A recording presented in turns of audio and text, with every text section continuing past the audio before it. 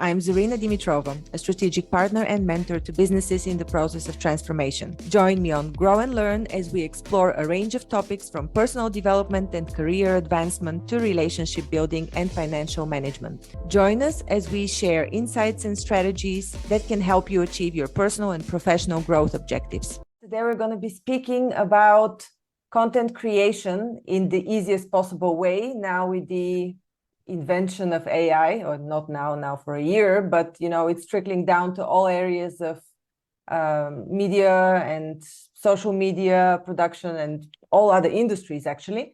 Today I'm going to be speaking with Nico Lagan, or Lagan, I'm not quite sure how to pronounce the name again, but Nico. All good. Hi Nico, welcome. Hey, thanks for having me.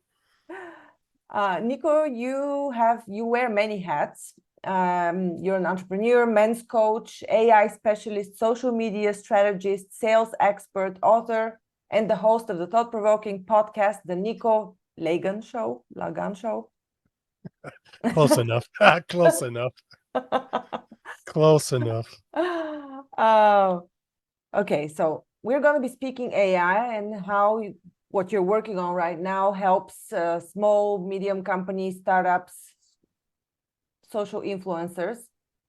But before we begin, Nico, who are you? Tell us a bit about your story. I mean, I know it's like, you cannot spit out the whole life in a few sentences, but tell us something that comes to mind about you. I'm an eternal student, if that would be the easiest way to describe me. But at the end of the day, everything started, I didn't have a father growing up. My dad left, I was 14. Within a year, I was dropping out of high school. I was doing drugs. I became an alcoholic, a drug addict.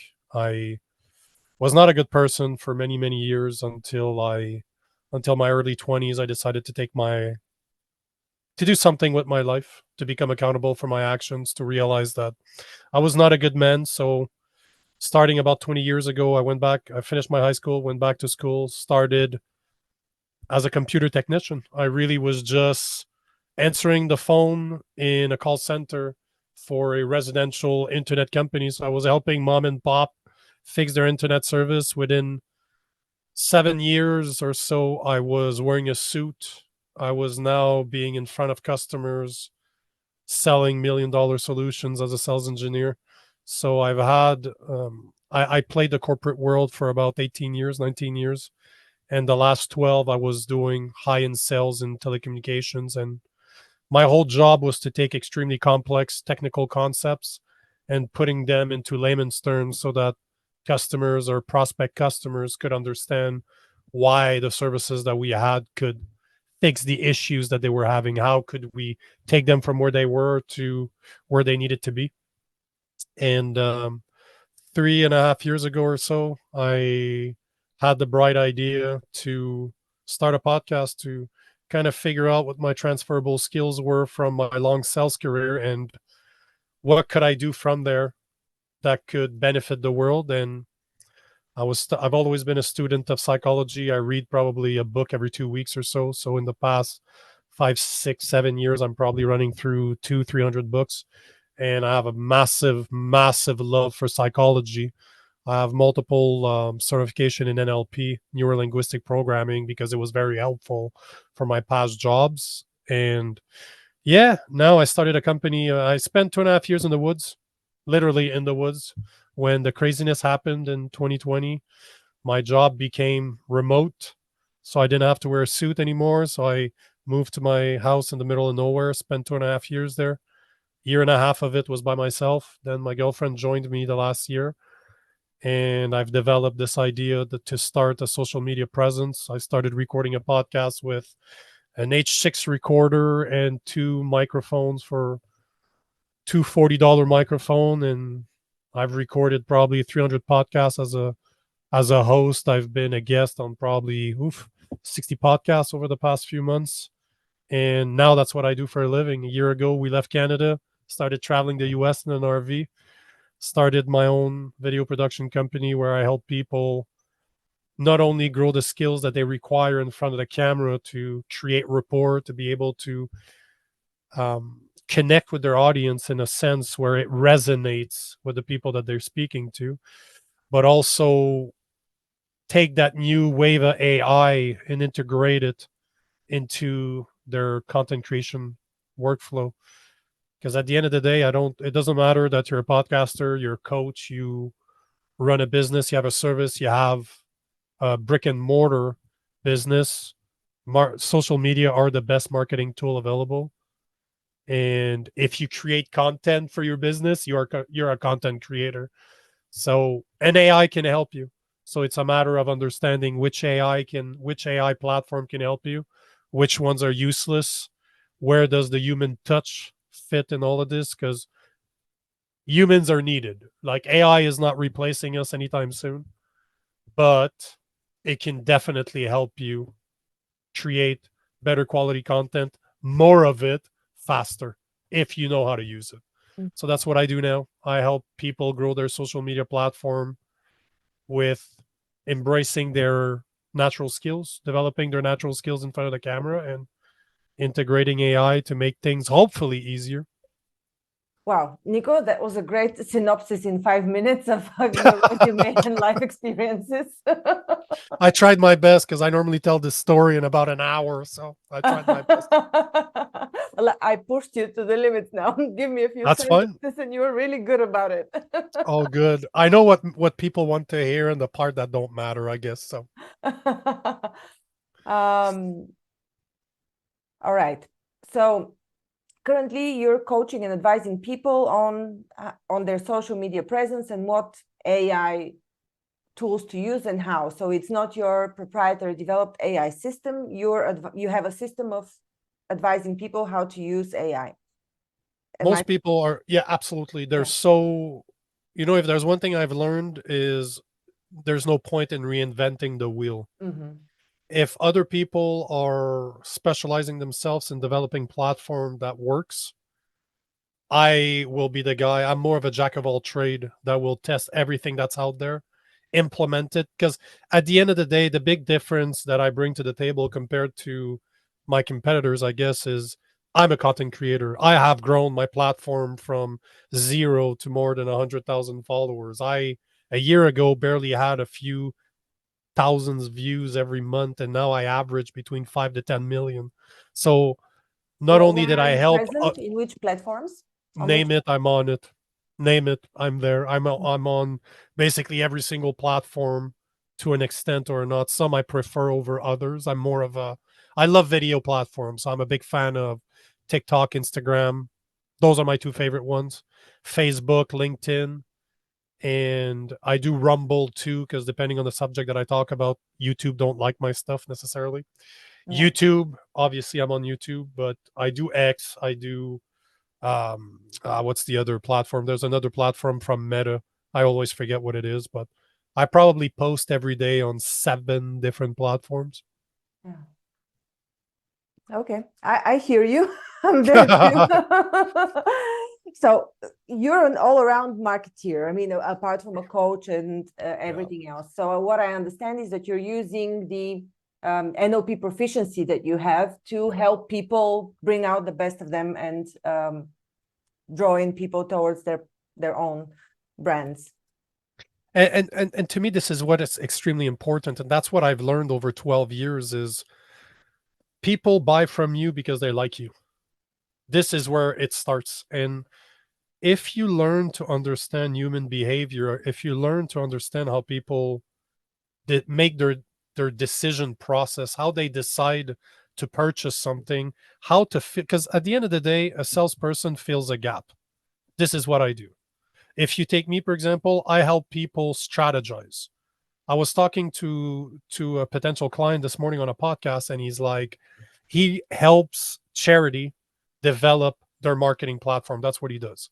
And he's telling me, he's like, you know what? I've been working at this for a while, but we're having problem reaching those people. He has video editors on staff, he has webmasters on staff, just like I do. But what he doesn't seem to be wrapping his head around is the strategy. How do I get his videos are well edited? His website looks good. His platform is developed. His services are well detailed. Why is that not resonating? And this is my strength, is really to look at what you do. You tell me what you want to accomplish in a year or two from now. We'll reverse engineer it from there. And I can tell you what to post when, on which platform. And I'm extremely stringent when it comes to not to looking at the numbers. You need to look at your numbers. Most people don't like the numbers because they don't lie, but I can tell right away. Like, you can show me a video, I can tell you right now if it's going to work or not, because this is all I do. I create new pieces of content probably 5, 6, 7 times a day. Mhm. And although I have teams behind me, I do most of the stuff myself. I let my team work with my clients, and I like to do the stuff myself so that I can tell you as a content creator to another, listen, that's what you're trying to accomplish, no problem. This is what you need. I can tell you what you need, how to do it, because I do it every day. Mhm. And I'm passionate. I love this stuff. I was born, my dad was, my biological dad was an engineer. I was building computers when I was probably 8 or 9 years old. I was already looking inside computers, so technology always made sense to me. And unfortunately, it doesn't make sense to a lot of people. A lot of people are very good users of technology, but they don't understand how that technology works and how to meld. Because the secret, if you look at guys like Alex Hormozy, if you look at guys like Gary Vee, which are insane, we're talking 250 posts from Alex Hormozy every week. Gary Vee speaks about 64 posts a day. This is an insane amount of content. But if their message is terrible, it wouldn't matter that they're posting that many videos because people would not resonate. And this is where most of the people that I see out there, the reason they're not seeing the numbers that they should be seeing is because of the natural skills. They don't embrace what feels right to them and develop them. Instead, they're focused on developing their weaknesses. I don't develop my weaknesses. I don't care about my weaknesses. I develop my strength. You know what I mean? So sometimes it takes, a good strategist, a good coach, and I don't care that you're a martial artist or you teach sport.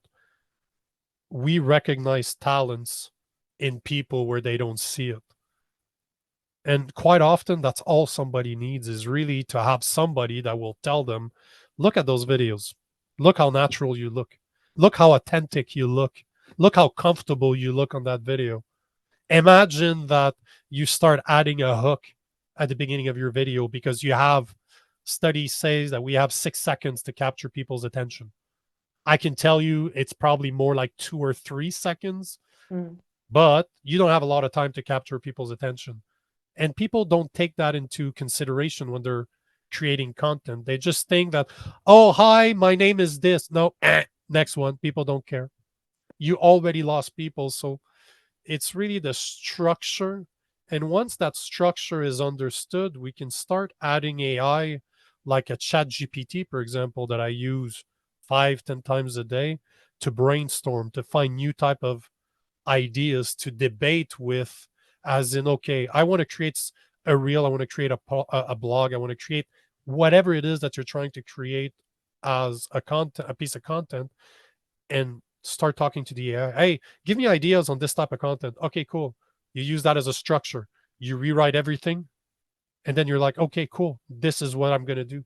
So there's ways. The idea is to have your whole content creation process put, where do you fit in as a human? What are the skills that you need to build as building blocks to make your end product better? And how can I integrate pieces of software like a chat GPT, for example, a vidIQ, or any other AI platform out there? How can I put that in there? And once this is there, let's start looking at the numbers, because numbers don't lie, but it takes a while to figure out what works, what doesn't, because you're always trying new pieces of content. And this is what I do, because at the end of the day, I've done, name the type of content, I do it. I do probably every type of content you can think of right now, and I do it. If you look at my social media and you look if you put it on a week, I create every single type of content that's out there. So I can tell you how to do, what equipment you need, how do you record those types of content? How do you make it appealing to people? What is the first thing you're looking at when a client comes to you and you look at the content that they're producing, and how do you decide what their strength is based on this content? Or do you just have a conversation with them? How do you approach what is the first step? There's normally two, because I'm a hard person to deal with.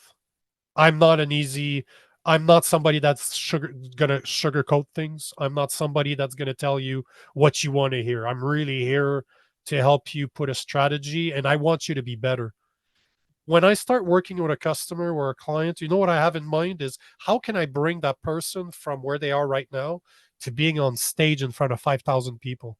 What are the skills that I need to teach him in order for him or her to be comfortable in front of that crowd? Most people never consider that as their end goal, but this is what I'm thinking when I'm looking at people. So there's two things. How are they in front of a camera? But I think the most important thing is, how consistent are they? How many times a day do you post? How many times a week do you post? Because this is one of the hardest things. Like, I remember what it was to post one time a day, and I was like, oh man, that takes a lot of time. And then I met content creators in Austin that have multiple million followers on every single platform out there. And I asked them, I'm like, hey man, what do you guys do? Why do you think you guys are so popular? He's like, bro, we post 4, 5, 6, 7 times a day. Uh-huh. And this Do is they the thing. recycle the content, or because that's the other approach to recycle it across all platforms? So do they create specific content for each platform? They create, it depends. It really depends, because depending on the type of video, it can work on TikTok, it can work on Instagram. Chances are it's not going to work on YouTube Shorts. So you need to make sure, like, I can tell you right now with my content what works, what doesn't work on Instagram, what works on TikTok, what works on YouTube, what works on Facebook, what Yeah, works on share a bit. LinkedIn. I'm curious because I'm Well, recycling. I am using it all across the platforms. so let's say that, so if you take into consideration the audiences that you're speaking to, so if you look at a TikTok, for example, you're looking at people 18 to 35, give or take. This is the main users, and it's mostly 18 to 28, right? If you look at an Instagram, you're looking at a bit older than TikTok, but not as old as Facebook. So you're looking at a 24 to 45, give or take, on Instagram. Then on Facebook, you have a bit of overlap. Like, TikTok has, Instagram has a bit of overlap with TikTok, and it has a bit of overlap with Facebook. But by far, Reels are the best way to go on TikTok. By far, the Reels are the best on Instagram. Facebook, it depends. It depends on the subject. So yes, you can post on TikTok, you can post on Instagram, you can post on Facebook the same reel, you can post it on YouTube, and I often do that just because I want to post 5, 6, 7 times a day. But I know right off the bat which one is going to work, which one is not going to work.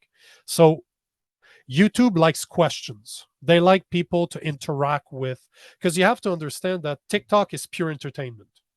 It's younger people, so they want something super fast. They want something that is chopped very fast, that you get straight to the point. There's no pauses. It's bang, bang, bang, bang, bang, right to the point. The best length of a video on TikTok is around 22 seconds. You don't have a lot to say in 22 seconds, right? But if you consider that you're talking to an 18, 24, 30-year-old, you're like, yeah, they're just going from one to the other. Mhm. Then you can go to Instagram, which people are a bit older. If I do videos that are clips of my podcast, for example, they tend to do very well on Instagram, not so much on TikTok. TikTok, I have to chop a normal reel probably in a half and just keep it extremely fast paced. But then on Facebook, it's a bit different because the people are older. They will watch 3-minute videos on Facebook, which TikTok, never going to happen. Instagram, very rarely. They're not going to push, the algorithm does not push those videos. But on Facebook, it does. On YouTube, it does.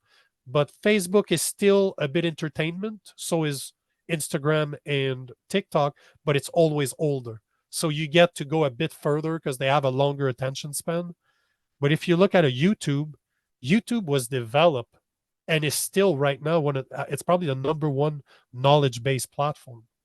So you have to create content where you're giving something to your audience. It cannot just be your opinion on something. You're kind of building something. You're trying to show them that you know something that they can learn from you. And when I tend to ask questions on YouTube, it tends to do very well. I'll talk about a subject and I'll say, you know what, guys? You tell me, what do you think about this? Am I right? Am I wrong? I'm directly engaging them. While on TikTok, they just want something fast. Instagram, they want something a bit more political, a bit smarter, but questions work, but nothing as well as it does on YouTube. YouTube, obviously, shorts are there, but they're king of the long form content. If you look at a Facebook, every style of content works there. Video works, longer form, shorter form, blog post type of where you're writing a longer form writing works super well. Pictures works super well on Facebook. LinkedIn, the best content you can create on LinkedIn is questions where you're engaging directly with your audience, or longer form content because they're more professional. So the people that follow you normally are following you because they're trying to learn something from you. So you describing how you feel that day is not going to work very well on LinkedIn, but it will do well on Facebook. You can be more personal on Facebook and Instagram than you can be on LinkedIn. So see how everything you create. So if you create a blog, for example, that you're going to post on your website, no problem. You create a long form blog, you use ChatGPT to establish some type of structure, and then you write it all. Then you can go back to ChatGPT and say, take the blog I just wrote, and I want you to create a LinkedIn post that my audience is this. And then they're going to rewrite it. They're like, okay, cool, copy paste. You rewrite it so that it sounds like you, that it's you in there. And then you take that and you like, hey, create me a Facebook post with this. They're going to add emojis. They're going to add more emotions. But this is what it's great about repurposing, because you can use the same blog and say, I'm going to create a reel for Instagram.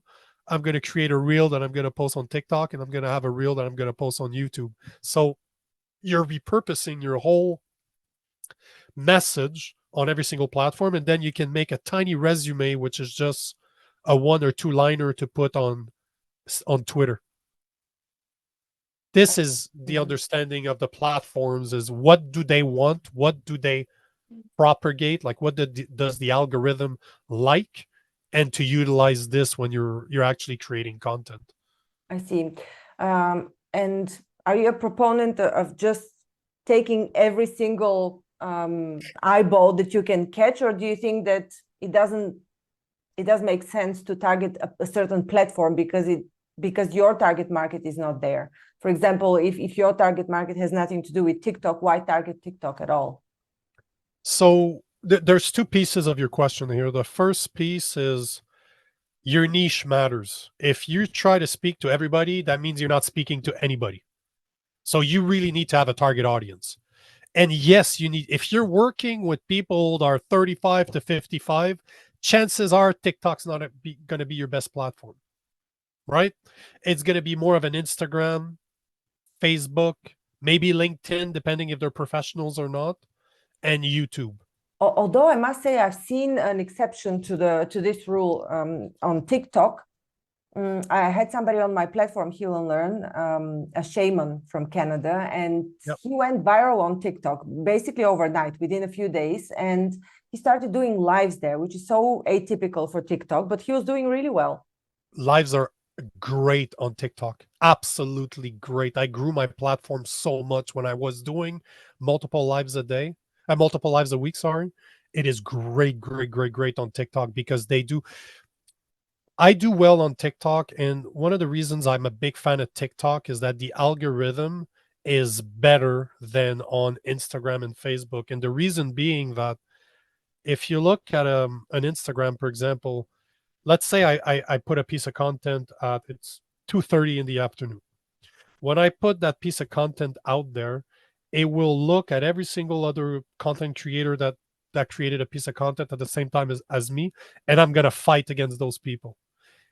The difference between Instagram and TikTok is the way they fight. So if you and I, let's say that you have 100,000 followers on Instagram and I have 10,000 followers on Instagram, it will push your content more than mine because you have more followers. In their head, there's more potential for money. So they will push your content more. When you look at TikTok, it does not care the amount of followers that you have. This is why, as you said, the shaman can overnight grow 50,000 followers just because at the time, the way the algorithm works is that they will put him against people of his niche that posted at the same time, but they'll disregard the amount of followers and they're going to show it to the target audience in increments. Normally, you're looking at 250 to 300 views. If you don't cross that, it's because people are not interested in what you're putting in, or you didn't put it at the right time. You did something wrong. Then you have another step that's around 500, and then it normally crosses around 1,000. And then if you can cross that 1,000 to 2,000, your video can go viral. Like I have multiple videos in the millions and millions of views, and this is how you get there is by crossing that.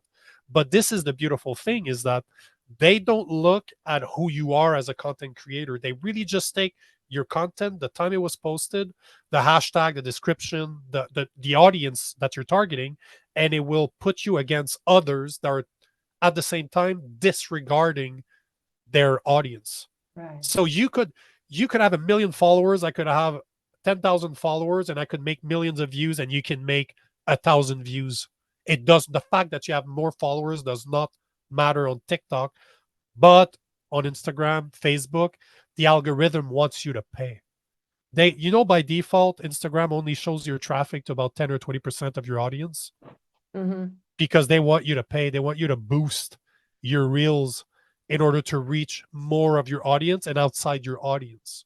So that's the problem with Instagram. It's hard to go viral now on Instagram.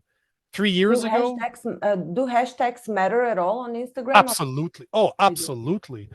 How do you explain that I have, like, Instagram is my least popular platform. I have about just under 10,000 followers, and every month I generate millions of views. How is that possible? Like, I'm part of a mastermind group where we have some of the biggest content creators on the planet, and I have 100,000 followers. They have millions of, yet I do more views than they do every month. And I've approached some of them and I've asked them, I'm like, can you show me your split of your video? Because if you go on Instagram, you check your video, you go under, it says view insight, you click on the insight, it will tell you your demographic, it will tell you who saw your stuff. But what matters the most is followers versus non-followers. Where's your split? And most of the time, you're looking at about 90% to 95% followers or who's going to see your content. And only a 5 to 10% is going to be your non-followers. This is what those guys were showing me. My content, I averaged 90 to 95% non-followers compared to my followers. That's because you post mostly reels, right? Because reels are shown to non-followers mostly, or not?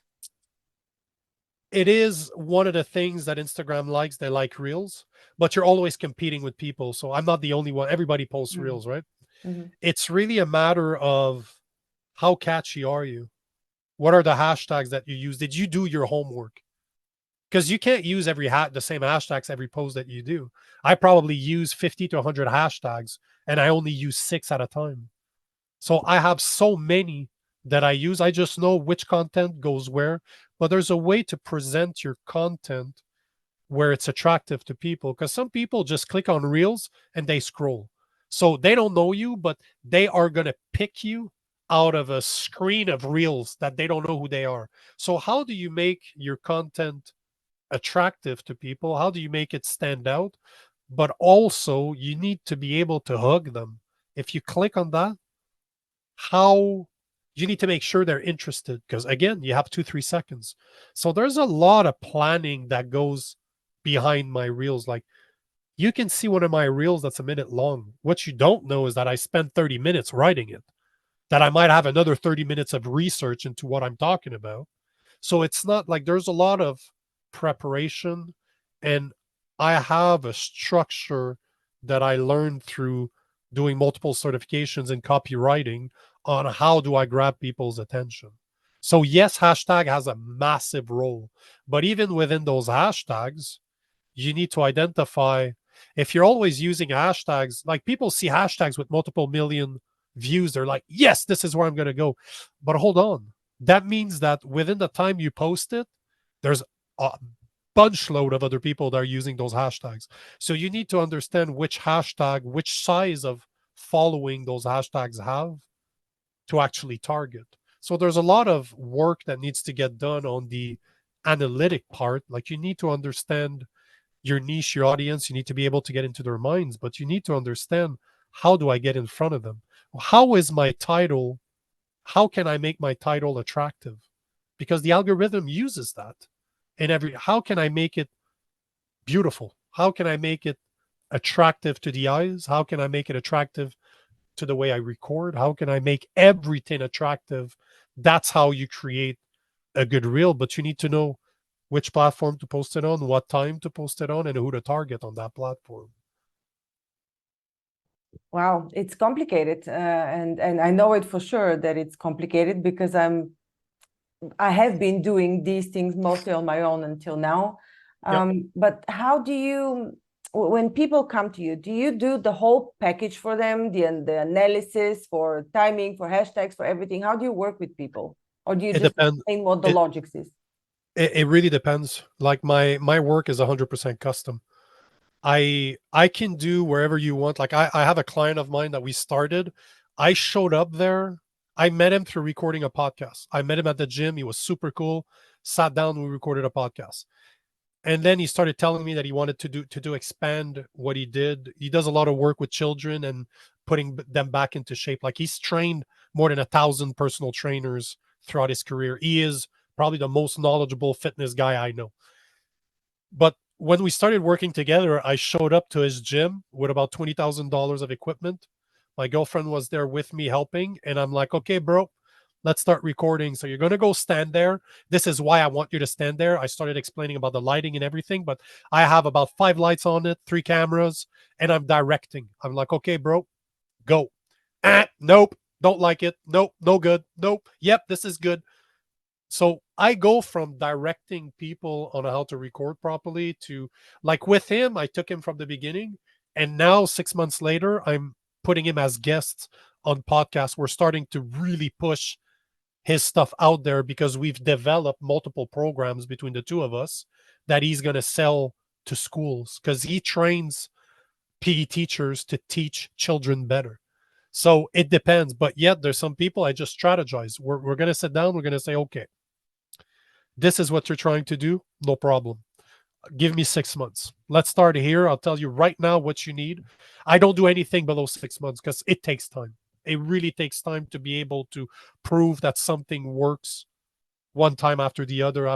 And it normally takes time to develop skills in front of the camera. It's not something that's easy. So I work with people for a minimum of 6 months, and maybe it's just strategy. Maybe it's just getting better in front of that camera. Maybe it's just they want us to do post production on their videos because I have video editors. I redo websites. I can help you get into in front of podcasts. Like it really depends where you are. Like I have my own um how do you call it, publishing house. I published my first book this year. I'm writing my second one right now, and I self-publish. So I'm in Barnes and Nobles. I'm everywhere, and I learned the process because this is something I want to do for some of my customers too. Like I want to be able to be. I believe in long-term relationships. I believe in getting to know the people that I work with.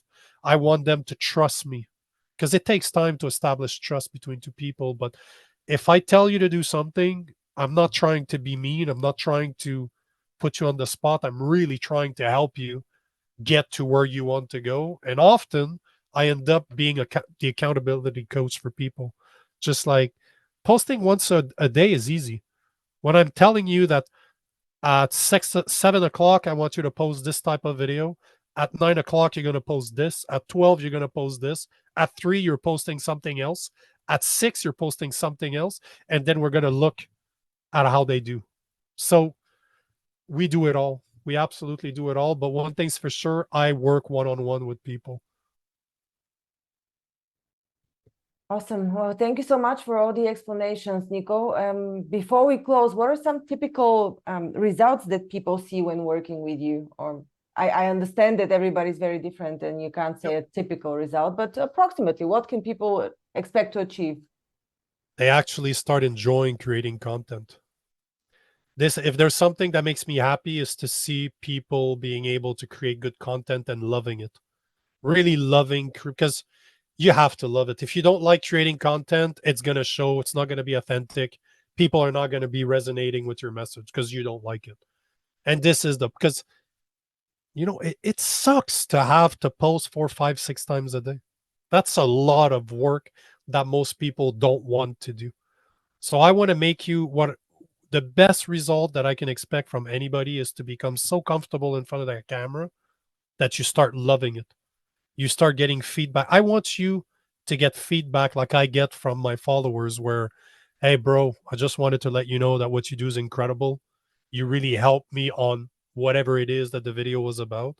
This is the result I want my my clients to have, to resonate with their people and get that direct feedback to say, you're amazing. You did this for me. You don't even know it, but your videos have done this for me. This is my goal. This is what truly matters, is that. Fantastic. Where can people find you, Nico?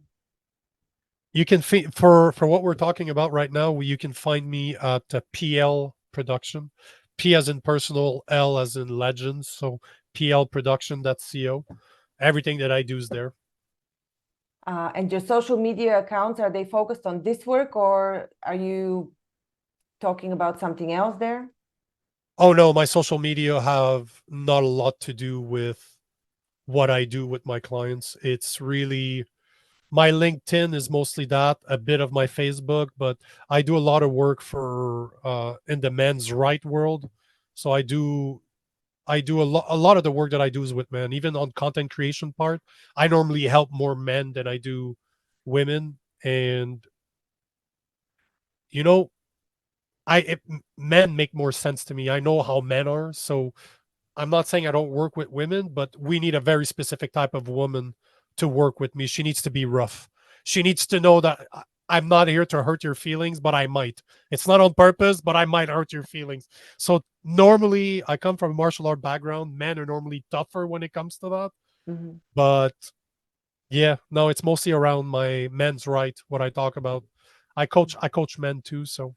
Mm-hmm. Are you in a men's circle? I interviewed recently somebody who is the founder of one men's circle. Yep. I would say that 95% of my content is around that. Like my first book is to teach men how to find purpose when they hit their their midlife crisis, as we call it, air quote. Mm-hmm. And my second book is on the 5 virtues of a good man. What does it take for a single mother that does not have a man to teach her son how to become a man? It's kind of a guideline, a blueprint. I come from a single mother, so I want to teach single mothers what they can do to help their son become a good man. This is a wonderful topic, but I don't want to water down all the content that you've put out today. So just mention the names of the books, and maybe we come another time to talk about men's circles and masculinity, what it takes That to be stuff, a real man. fine. Go to nicolagan.com. All my social media is there. Everything that I do, like all the appearances that I've done, I give my book out for free, so you can get the narration from a guy that's just absolutely amazing. But you can go, there's a bunch of resources there too. So Awesome. Thank you so much. yeah, For absolutely. the generous sharing of information. And absolutely. Thanks for your time. Thanks for the opportunity. Thank you. Thank you for listening to Grow and Learn. We hope that you found our podcast informative, engaging, and inspiring. Our mission is to help you keep growing and learning, and we hope that our conversations and insights have provided you with practical advice and useful perspectives. If you're looking for personalized support and guidance to help you achieve your personal or professional growth objectives, I offer a range of services to help. As a trusted management partner and mentor, I work with businesses in the process of transformation, looking for new streams of business as well as M&A. With an extensive professional network of experts and mentors, I can bring on board the right person or team based on the specific needs of the company I'm working with. To learn more about the services I offer and how I can help you achieve your goals, visit my website at grownlearn.org. You can also reach out to me via email or social media. I'd love to hear from you. And if you enjoyed this episode of Grow and Learn, please subscribe to our podcast and leave us a review. Your feedback is important to us and it helps us to continue to create content that is relevant and valuable to our listeners. Thanks again for listening, and we look forward to sharing more insights and perspectives with you in the future.